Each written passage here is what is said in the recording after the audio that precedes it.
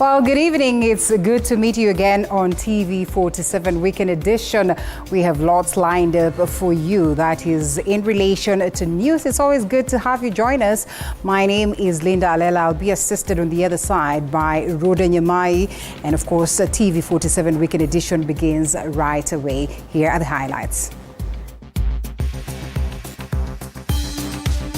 Tonight, chaos break out in Nyeri when Maina Njenga, accompanied by a group of youth, interrupted a prayer meeting organized by Pastor Dorcas Rigathi, the wife of former Deputy President Rigathi Gachagua. America did what it did yesterday, and that's America. We will do what we will do here because we are Kenya and Kenya is us. Could the recent comments from the new ICT Cabinet Secretary William Kafogo indicate that the government is contemplating regulating or even banning certain social media platforms in the country? We have the details. Are you fed up with the traditional methods of finding love? Sit back and watch as some Kenyans find themselves struck by Cupid's arrow simply by having access to the internet. Online dating is a good thing. It's easier for basically introverts and ambiverts.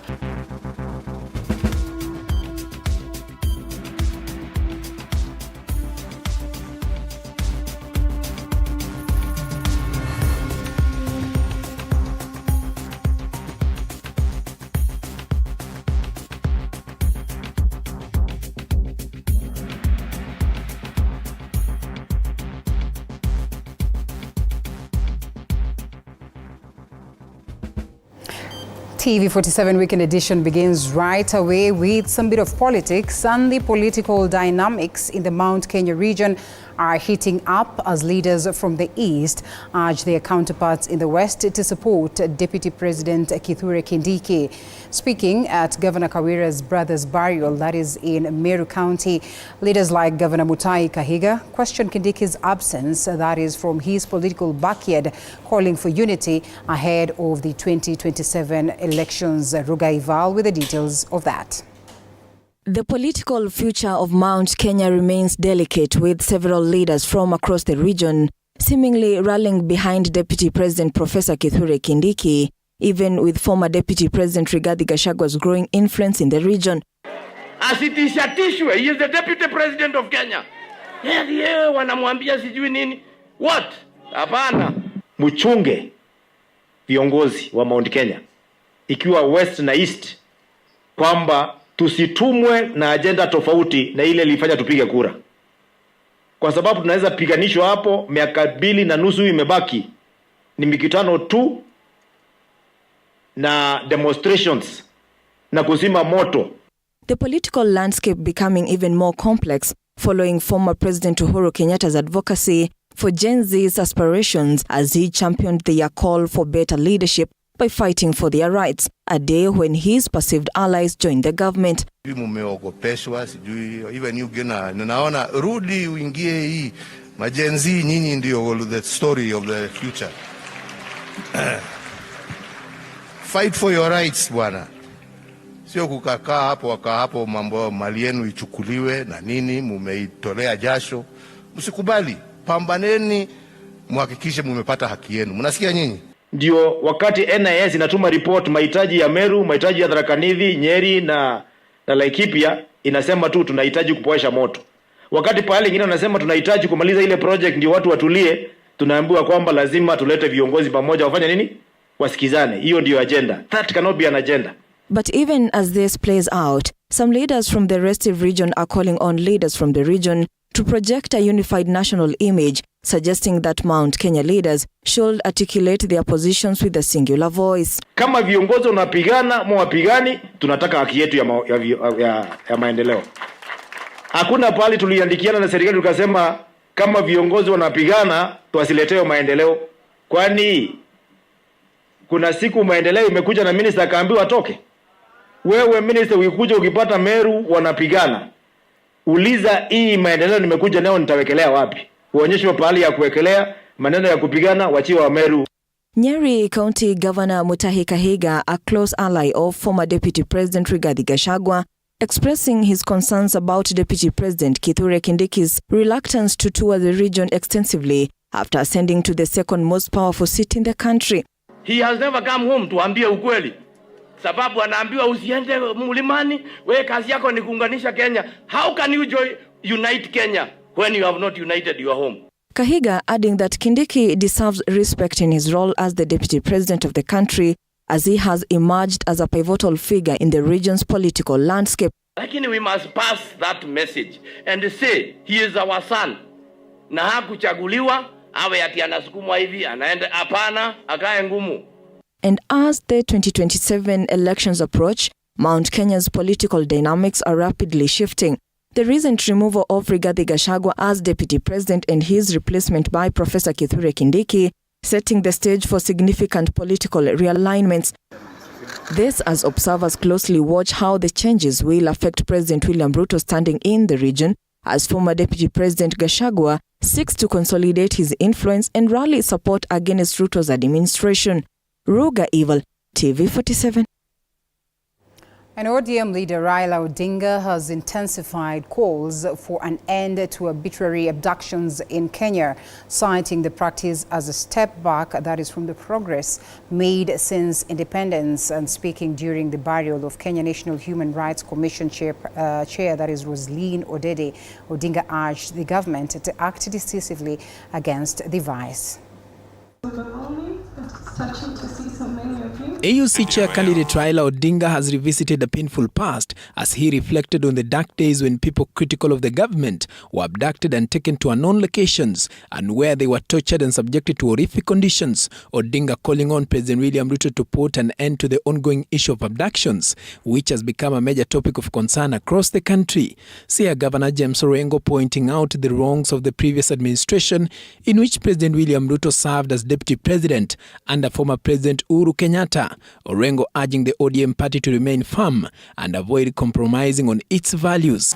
We used to have people killed and thrown into River Yala. And if that government was saying they didn't do it, strangely, when that government left, the bodies that we used to see in Yala, there were no more. There were no more bodies in Yala. And I can attest to that.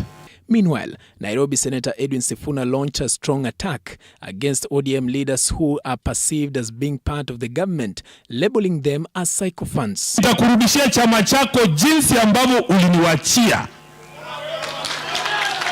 Jinsi ambavyo uliniwachia.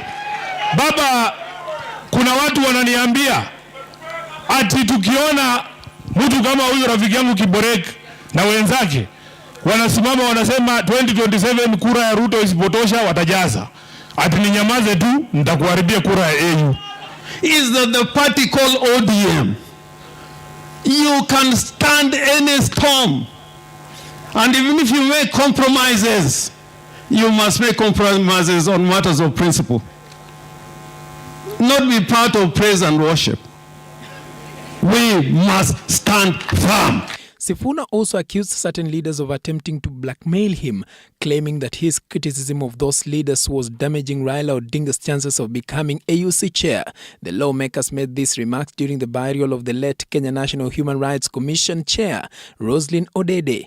Led by Kisumu West MP Rosa Buyu, the leaders hailed Odede as a model of virtue, praising her as an ideal candidate for the IEBC chair position, adding that her religion background hindered her from securing the role.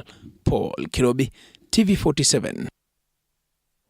And may Roslyn's soul continue to rest in eternal peace. Now, political tension marred a prayer gathering at Kamkunji grounds in Nyeri County after the dramatic arrival of former Mungiki leader, that is Maina Njenga, and his entrance prompted the abrupt departure of Dorcas Rigathi, wife to former Deputy President Rigathi Gachagua. Despite the disruption, leaders at the event emphasized the importance of peace and unity, as Quinto Afula details.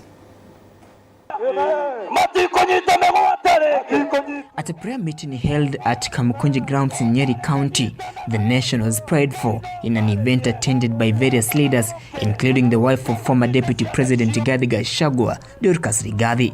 We came to return Kenya to the owner. Here, Ms. Rigathi called for prayers for the nation despite the many challenges the country and the entire world are facing. This country will dwell in righteousness. And I know from this day, there is going to be a turnaround. And although the gathering was meant for prayers, political tensions became apparent when Pastor Dorcas Rigathi was forced to leave abruptly following the arrival of former Mongeke leader Maina Njenga. Recently, leaders in the region, including the House Deputy President Rigathi Gachagua, have consistently condemned gatherings involving Maina Njenga, accusing him of being used as a government agent to incite insecurity in the region. However, the event continued with Maina Njenga seen engaging with the former Deputy President Rigathi Gachagua by referencing discussions on Mount Kenya. Kwa sababu tukiongea maneno ya Mount Kenya kila wakati, itabidi tuende mikoa mingine, tuende Mombasa, tuende Kisumu, tuombee Baba, tuombee Ruto, tuombee hata aliyekuwa, wote tuombee. Finally, Maina called for prayers for the nation and its leaders, emphasizing the need for peace while also mentioning the issue of abductions. Wakinyenyekea na kuliita neno la Bwana wataokolewa na nchi yao itapona. Nchi yao itafanya nini? Itaponywa. Naomba nchi yetu ipone katika Wafula, TV47. The new ICT Cabinet Secretary, William Kafogo, has sparked speculation about potential changes in the government's approach to social media regulation in the country. During his address after taking over the ICT docket from Prime Cabinet Secretary Musalia Mudavadi, Kafogo referred a recent ruling by the United States Supreme Court, which upheld a decision to ban TikTok unless its China-based parent company, that is ByteDance, divest. Anastasia Mukabi with that. Could the remarks made by the new ICT Cabinet Secretary William Kabogo signal that the government is considering regulating or even banning certain social media platforms in the country? America did what it did yesterday, and that's America. We will do what we will do here because we are Kenya and Kenya is us. What I want to say to those who are using social media, it is important to be responsible.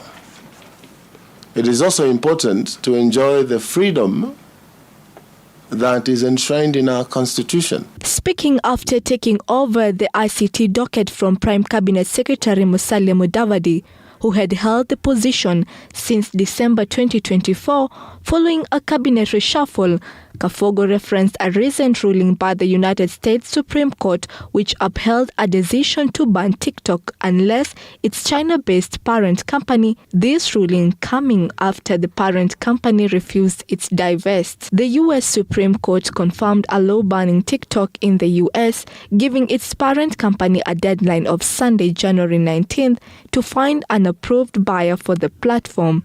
TikTok has contested the law, arguing it infringed on free speech rights for its more than 170 U.S. users. However, the nation's highest court anonymously rejected this argument, solidifying the decision to ban the app unless it is sold. The minute you put someone in a coffin and depict someone in a coffin, it may be fun at your age of 20. What happens when you're 42 and your son is 19 or 20 and someone puts you or depicts you in a coffin? And even as Kenyans increasingly adapt online activism, the new ICTCS has also mentioned that his ministry would launch a sensitization campaign to raise awareness about data privacy protections and other critical digital rights. Laws that govern misuse and abuse of this platform. We actually have an app where you can quickly report these things. But we must understand that that freedom is limited to the extent of the freedom of others. Kabogo was, however, quick to clarify that the efforts were not intended to restrict freedom of expression, but rather to promote responsible and peaceful online behavior. The new cabinet secretary spoke on the same day President William Ruto called on the religious leaders to play a critical role in preserving the country's moral integrity. The president has previously expressed concerns about the misuse of social media to propagate antisocial behavior, which he says is eroding the nation's moral values. In his New Year address from Kisii State Lodge, President Ruto said that safeguarding the social fabric is a collective responsibility requiring the involvement of all stakeholders. Anastasia Mkabi, TV47, Nairobi. Yes, and for the records, the China-based parent company to this that we're talking about is ByteDance. Now we proceed to the next story, where the Duka Moja police station in Narok County has undergone a complete personnel overhaul following violent clashes that left 12 injured and 2 dead. The violence erupted after residents protested the lack of compensation for livestock killed, that is by speeding vehicle on the Narok-Kisii highway. IPOA Director Emmanuel Langart urged residents to cooperate with investigators and work with the new officers for peace in the area. Bali haya ni makosa. Na sisi polisi hatuchukulii maneno ile tunaelezwa tu namna hiyo. Tunafanya uchunguzi. Mimi nataka kueleza watu ya IPOA, we will cooperate. Tutakooperate 100% tupate ukweli, au raia wapate ukweli. Waomba ya kwamba mzidi kutulia, kwa sababu IPOA tutashirikiana na RPC tuhakikishe ya kwamba uchunguzi imefanywa. Kwa hivyo naomba nyinyi wananchi ya kwamba wakati tunaendelea na hii uchunguzi, mnakubali wakati tumekuja tuwaite tuchukue ushahidi, kwa sababu nimeona mumetulia na haki itatendeka. Hiyo tu ndio tulikuwa tunaomba kama IPOA, kama tuna oversight members of the National Police Service, na tunajua kwamba mtatupatia taarifa na exhibits yote ambayo tunahitaji. Now, a contingent of 200 Kenyan police officers has arrived in Haiti as part of a United Nations-backed mission to combat gang violence and restore peace. Received by Haitian President Fritz Alphonse Jean, the officers will focus on civilian protection, maintaining public order, and strengthening local law enforcement. President William Ruto previously expressed confidence in the mission's potential to bring lasting peace to Haiti.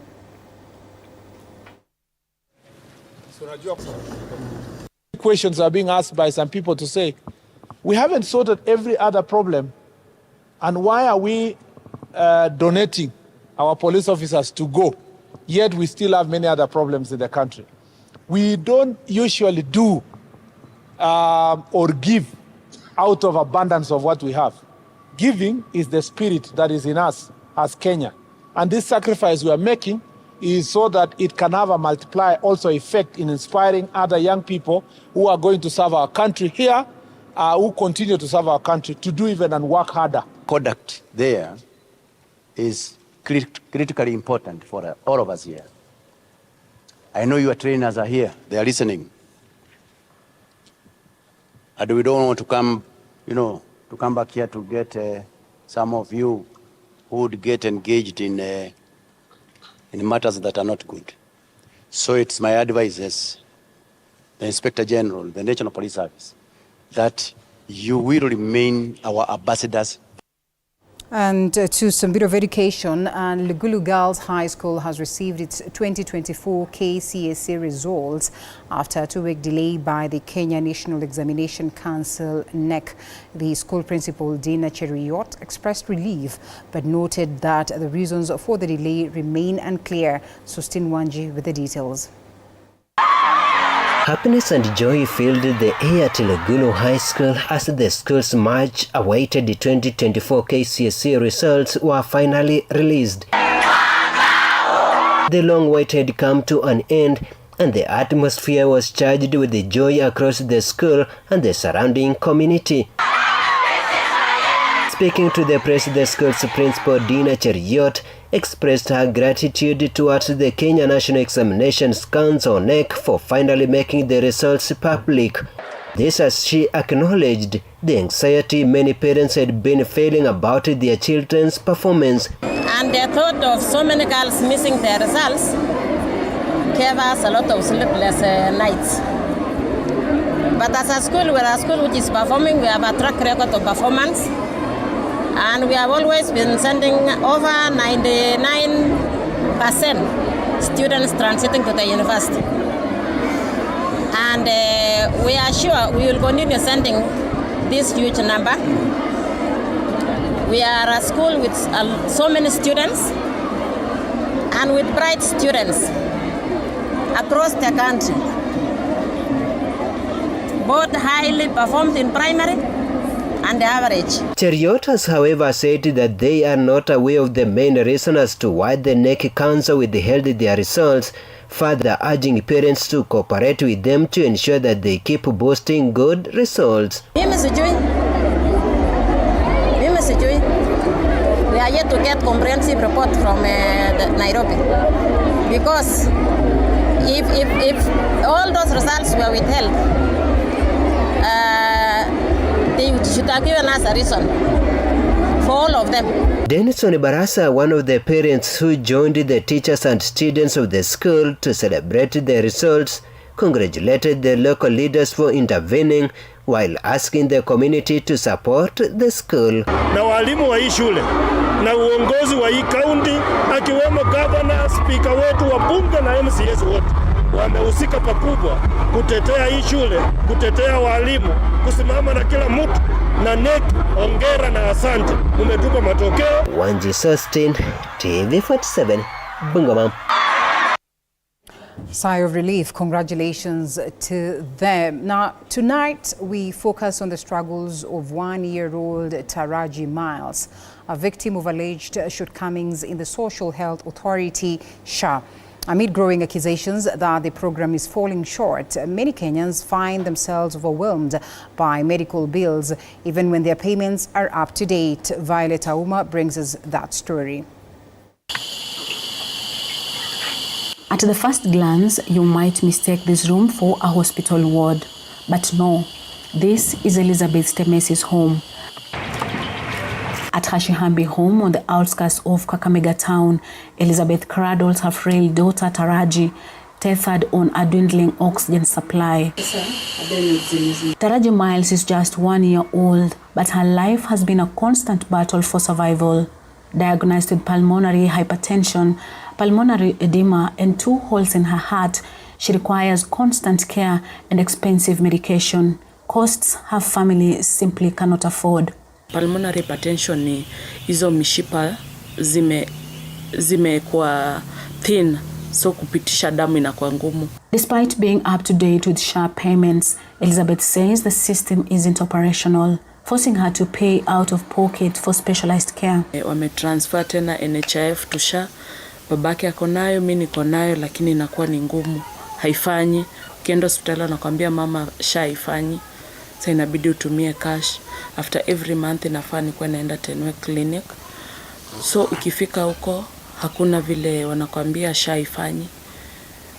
So inabaki nilipe consultation ya kuona daktari, ya kugaramika kila kitu. Taraji's survival hinges on costly weekly medication of 12,000 Kenyan shillings and oxygen costing 3,000 Kenyan shillings per week. Sasa kama kwa wiki, ukiona dawa zenye ziko hapa, hizi chupa 4 peke yake ni 12,000. Na zikienda sana zina last 1 week. Aya kurefill oxygen ni 3,000. Na ikikaa sana ni 1 week tu bado. Akaniambia mtoto na kupatia referral aende India. Nikamwambia sasa ya India itakuwa ni afadhali kwa sababu mtoto ataweza kusurvive. Na akaniambia India ni 99% mtoto kusurvive. Waliniambia 1.5 million. Desperate to keep her daughter alive, Elizabeth is now racing against time to raise 1.5 million shillings for surgery in India. Niliuza TV, niliuza fridge, vitu tu carpet. Hadi hata nguo zangu kuna zenye niliuza. Sijui government ina mpango gani kuhusu hiyo SHA ndio ifikie watu kama sisi iweze kutusaidia. The case of baby Taraj highlights the growing frustrations of Kenyans who feel let down by Social Health Authority. While SHA was meant to provide a safety net, stories like Elizabeth's paints a starkly different reality. Violet Auma, TV47. Well, that's unfortunate. Now, online dating sites are seeing more activity from Kenyan men compared to women, with those aged 40 and above being the most frequent users. Meanwhile, many women now prefer older men, citing dissatisfaction with younger men who often engage in multiple relationships. Elizabeth Atieno takes a look at this trend. Love has evolved and is now described as a rather complex and dynamic emotion that can ebb and flow over time. Recently, there has been a concerning trend of younger women choosing to date older men. For instance, in Western countries, around 8% of couples have an age gap of 10 years or more. As of 2022, 65% of Kenya's young women found it alright to date older men, popularly known as wababa, while 33% were already having romantic relationships with the older men. Despite challenges in age gap relationships such as social stigma, differing life goals, and age-related health concerns, relationship experts maintain that communication is key to making any relationship work. Unaona msichana mdogo anaona anasema acha nikae na huyu mzee kwa sababu atanifunza mambo ya kupata pesa, atanifunza vile ninaweza kubambana na mashida ambaye nakumbana nayo kila siku kimaisha. Currently, most of the women are very lazy to work, and they feel that if they go for older men who have already established something in life, then it's going to be an easy way out of poverty, an easy way out of laziness. I think it's for the security purposes. Many young men are into everything fun, everything enjoyable, but they're not into a place where security is available. Security in the means of finances, security in the means of love, the security in the means of basically being there for somebody else. For the young men, there have been concerns over their preference for multiple sexual partners. According to the National Library for Medicine, there has been an increase in the prevalence of multiple sexual partners among the adolescent boys and young men from 18.7% in 2003 to 33.3% in 2014. Young men aged 20 to 24 were more likely to have multiple sexual partners compared to their adolescent counterparts. Additionally, adolescent boys and young men from households with more wealth and higher education are more likely to have multiple sexual partners. The young men in this generation don't want to be committed to a relationship. That is why you find them watakaa na huyu msichana leo, kesho wakuwa wamebadilisha, kesho kutwa wakuwa wamebadilisha, kesho kutwa wengine wakuwa wamebadilisha. Tena wanapenda, kuna kitu inaitwa desire kuwa validated. Uonekane wewe ni mwanaume. And you know from human beings are always not satisfied. Yeah, because they can get this partner and is not satisfied. Men see. Men don't feel. Whatever they see, they grab. So if they see something they adore or something they like, I'm basically going to use the word lust, they'll go for it. So for them, they don't use the brains or the heart. They use the eyes. Men believe that polygamy is so natural. Men need pleasure. Men need fun. Amidst all these challenges surrounding the current dating scene, some have leveraged on technology in search for their lifetime partners, with social media platforms being some of the best avenue. In Nairobi, we meet Njenga Njeru, a public speaker and author. Njenga boasts of a following of more than 93,000 followers on Facebook, which he started in 2016. But in January 2023, Njeru transitioned the page into a dating platform where more than 4,000 people have been able to find romantic partners. Njeru also has a YouTube channel where all the testimonials are made. We want to pair men and women for the sake of marriage. And nobody is actually desperate. What they are is maybe lonely, not lonely because they cannot make it on their own, but because at the end of the day, you need a companion. On Facebook also, we decided to post our contacts on Facebook because we wanted to also control the manner in which we share contacts. But just how does this platform work? Because she's looking for somebody, she is 60, and somebody who is 65 has been posted and she's interested. Everything else is there, from the photo, to the name, to the age, to the tribe, and to the phone number. What is easier for her? She just pick the number and contact the guest directly. But the online dating platforms have been faced by some challenges, top on the list being stigma, privacy threat, and unrealistic expectations. You can choose genuinely, and that is how you're able to recognize people who are genuine. Number one, I want people to come out and not fear the stigma that people have had. Because one of the things that this platform of Njenga Njeru has been able to achieve is to remove the stigma. When I was starting, nobody wanted to be posted. People have been watching from the periphery. In the month of December alone, we coined a narrative we were calling the 500 marathon.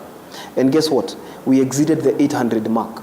There were days we were posting 50 people, 60 people, 70 people, 80 people, and the last day of December we posted 100 of them, single people. If you troll somebody, maybe body shame, you are blocked before people can read that comment. According to Njenga, his platform is mostly visited by men aged 35 and above, as opposed to women. Women have this childhood dream, a fantasy indeed, to get a man who can lead, a good name, somebody who has made some good money. Money is comfortable to have. Okay? That's why when men fail to achieve that kind of level, they would really want dating sites that can only give them some convenience for a short while. But the online dating platforms have their pros and cons, as experts maintain that there has to be a clever compromise. Imejaa uongo, insincerity. Watu wamedanganya, unapata hizo dating site, mtu anakuambia, "Oh, mimi sina mtoto." Online dating is a good thing. It's easier for basically introverts and ambiverts. I can't advise somebody to exploit in such a way that you may not trust the other partner. But the advantages or the merits exceed the demerits because, one, I have realized that distance notwithstanding, you can get the love of your life. Number two, you get what we call variety. According to the Kenya National Bureau of Statistics, as of 2022, 48.2% of men and 32.5% of women between the ages of 15 to 49 were never married. Additionally, 55.4% of women and 45.8% of men in Kenya were married. The percentage of women who were divorced was 1.4%, while that of men was 1%. I have always given these pieces of advice. Don't move in immediately. Get the protocol, meet friends and family, okay? Date for a while, do courtship, get to learn one another.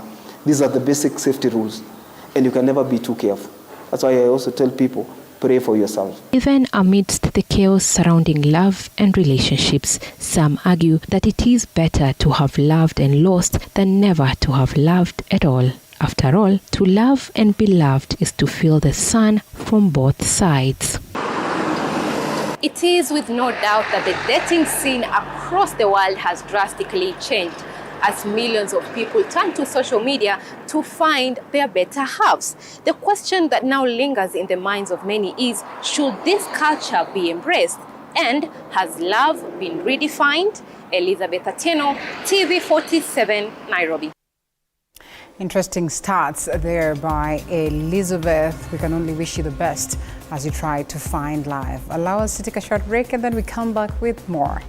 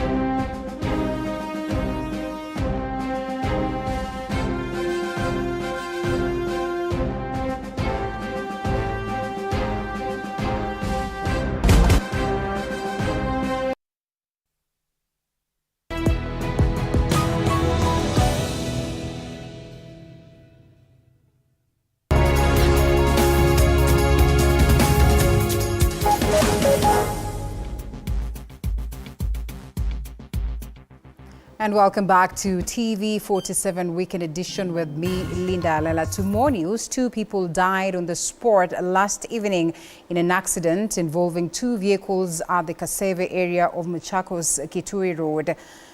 Confirming the incident, Machakos Police Commander, that is Patrick Luboli, has said a Kitui-bound Toyota Probox hit a 14-seater matatu heading to Machakos, leading to the 2 deaths, and the driver of the Probox and his passenger. That is, several other passengers on board sustained major and minor injuries and were rushed to Machakos Level 5 Hospital for treatment.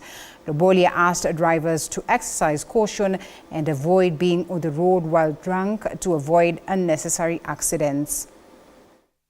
It involved 2 vehicles, a matatu, a 14-seater matatu, and a Probox. The driver of the Probox swerved and it hit the Nissan matatu. And after the accident, the passengers, 14 of them were taken to the hospital with slight injuries.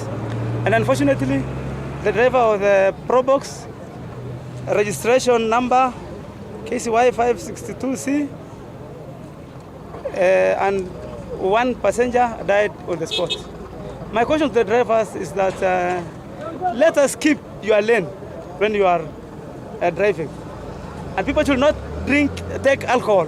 Don't take alcohol when you are driving. That's because just in the afternoon, how comes an accident happens? And there were only 2 vehicles on the road. So I can tell the drivers to keep lane and follow the traffic rules while driving. Kulipotea watu wawili, mama na dereva, lakini mmoja huyo mwingine mwanaume huyo tulitoa akiwa hai na alipelekwa kwa hospitali. And in light of the recent outbreak of Marburg virus in Tanzania, the Ministry of Health has assured Kenyans that the virus has not crossed into the country, and they have put the necessary surveillance measures to curb the potential spread. Health Principal Secretary Mary Muthoni has urged Kenyans to adhere to health guidelines to help mitigate the spread. Robert Gakure with that. On 13th January 2025, World Health Organization (WHO) informed its member states of an outbreak of suspected Marburg virus disease in Tanzania. Thank you. However, the Kenyan government, through the Ministry of Health, has assured its citizens that the virus has not crossed into the country and that they have put surveillance measures to prevent any potential spread in the country. And we have also enhanced our surveillance, and especially now there is the mention of Marburg, which is a more serious disease. We have not gotten any data that shows that there's Marburg in the country as at now. I know WHO, they have mentioned something to do with Tanzania, but as a country, we do not have Marburg in the country. Therefore, I want to call for calm. The Principal Secretary, Ministry of Health, Mary Muthoni, emphasizing the virus poses no threat to Kenya, urging the public to adhere to the set health guidelines to mitigate the spread. The Ministry of Health is on top of the game, ensuring that screening is at the top of the priority. Surveillance is equally at the top of priority. We are developing messages to get to the people on what they need to do. Practice high levels of hygiene. Speaking during a visit at the Kotolengo Home for the Elderly in Murang'a in conjunction with Sukun, the PS has said that community health promoters will continue registering people in the Social Health Authority across the country. In the Ministry of Health, in the recent past, you have seen that we are in the process of rolling out our universal health coverage to ensure that everybody in this country enjoys the available, accessible, acceptable and affordable quality health care. Kenyans have been urged to give support to the elderly and ensure they have access to quality health care. Let's learn that there's a problem with the older persons, and let's also champion and push for the bill to come to pass. But also let us also educate each other and understand the issues of the older persons. We take care of our parents, especially those who are aged or aging. Let us remember them. Many times we do many things for ourselves, but we have forgotten about our aged parents. Kenyans have been assured of the government's commitment towards quality health care services across the country. Robert Gakure, TV47, Murang'a County. Thank you, Robert, for that. Noah Midamba has been appointed as the Moi University Council chairperson. The appointment was made by Education Cabinet Secretary Julius Ogamba in a Gazette notice and will be for a 3-year period. The CS also announced the appointment of Ronald Wasike, Masi Nyambura, Kanyara Edward Sambili, and Anne Washeke Makori as council members. The council is expected to serve for 3 years, with the previous board disbanded immediately. Ogamba revoked the appointment of Humphrey Kimani Njuguna, Clara Mumanyi, Christopher Haemba, Yusila Ngeni, and Susan Aletia as board members. Midamba has also previously served as a KCA University Vice Chancellor between 2011 and 2021 before he left the institution.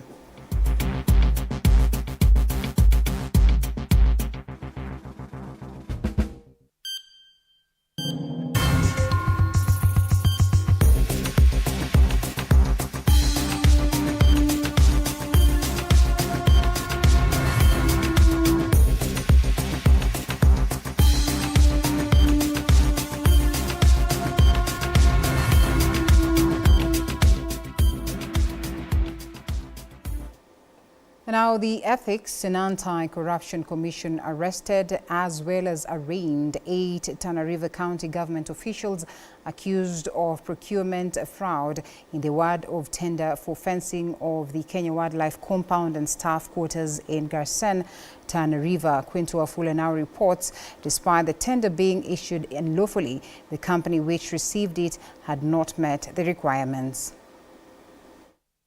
Investigations by the EACC established that the county government of Tana River irregularly and fraudulently awarded the tender to Al Karim General Construction Company Limited. The procurement was undertaken without a budget. At the same time, no professional opinion was rendered and there was no procurement plan, contrary to the law. The private company that was awarded this tender did not have the requisite qualifications, and therefore that company forged documents that it is used to win that tender. The accused were charged with 5 offenses, which include willful failure to comply with the law relating to public procurement, engaging in a project without prior planning, conspiracy to commit an offense of corruption, engaging in fraudulent practice in procurement, and forgery.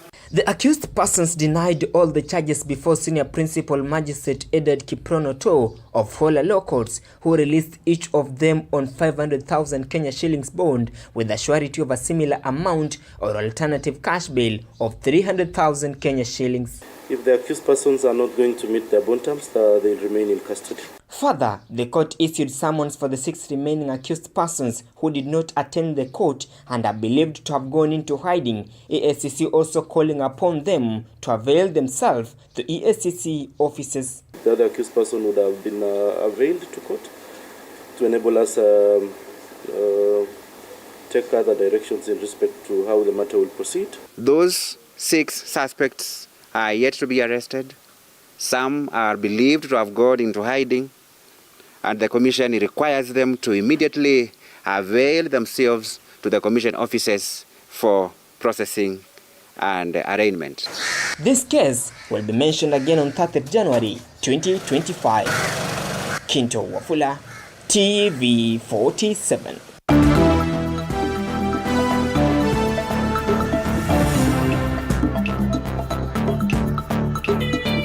Sports news brought to you by Maybets. Join Maybets leo upate free bet papo hapo. Fanya hivi, chagua home team to win, yani number 1 au draw X au away team 2 kwa game ya siku ya free bet. Weka namba yako ya simu, weka password ya account yako. Chagua submit free bet. Utapata free bet kwa account yako ya Maybets. Usisahau kuverify account yako. Kama hutakuwa verified, utapoteza free bet yako after 2 days. Betting is strictly for 18 years and over. Play responsibly. Terms and conditions apply. BCLB number 0000578. Maybet na minia na najishindia. Pesa inavutia, pesa inavutia. Nondis edged out their fierce rivals Harlequins with a narrow 26-24 victory during the highly anticipated Ngong Road Derby held at the Ngong Racecourse grounds on Saturday evening. The win cements Nondis' impressive run following their triumph over Black Blood, that is RFC, last weekend. Meanwhile, Harlequins currently sit fourth on the table with 19 points, including 3 bonus points from 4 games. At the same time, Impala RFC secured a 17-12 victory against Kisumu Rugby at Impala grounds, adding to the weekend's rugby highlights. Tumeshinda, ilikuwa game ngumu sana. Wako na nguvu kama sisi, wako na mbio kama sisi. Ilikuwa game ngumu, lakini majaliwa tumeshinda. Kusema kweli ni timu nzuri sana. Harlequins ni timu nzuri sana. Walicheza vizuri pia. Kwa siku ya leo ni vile tuliwaweza leo. Tulijaliwa kuwashinda leo. Lakini ni timu nzuri sana na ni timu iko na nguvu vile vile. Na watakia kila laheri wakiendelea katika season. Mechi safi. Kama sema vile wanasema ni derby kama kawaida sisi na Nondis. Nafikiria hatukutumia fursa nzuri sana ya kuweza kucheza na kushinda leo, lakini bado tuliweza kucheza vyema kulingana na vile tumecheza leo, na focus bado iko. Next weekend tuko bado na Oilers, game kubwa bado tunafaa kucheza na kushinda. So leo tumeteleza kiasi, but najua next week tutacheza vyema na tutaweza kushinda. Preparations are in high gear for the 2025 Kenya Cup Volleyball Tournament set to kick off next month at the Kasarani Indoor Arena and Nyayo National Stadium here in Nairobi. The 5-month-long tournament will feature 17 elite men's and women's volleyball clubs as they fine-tune their skills ahead of the Africa Club Championship in April. In the men's category, Pool A includes GSU, Kenya Ports Authority, Kenya Rami, Equity Bank, and APK. Pool B features Kenya Prisons, Kenya Defence Forces, Trailblazers, Chema, and KAPU. The women's category promises equally thrilling competition, with Group A comprising Kenya Prisons, DCI, and Post Bank. Group B includes KCB, Kenya Pipeline, Kenya Rami, and KDF. Cup is not just another tournament. This is a dynamic platform where volleyball stars can showcase their exceptional talent, teams can mentor and nurture young players, and fans can experience 5 thrilling months of top-tier volleyball action. More importantly, this tournament serves as a critical preparation ground for the upcoming African Cup Championship in April, and of course the vision that the President has shared with us for 2028. This Kenya Cup, simultaneously with the league, this is the place where we are kicking off officially our journey, our trip to Los Angeles 2028, the Los Angeles Olympic Games. We've been to the Olympics with our Malkia strikers twice in a row. We are now hoping to bring on board not only the Malkia strikers, but also to bring on board the Wafalme stars. Manchester City striker Erling Haaland has committed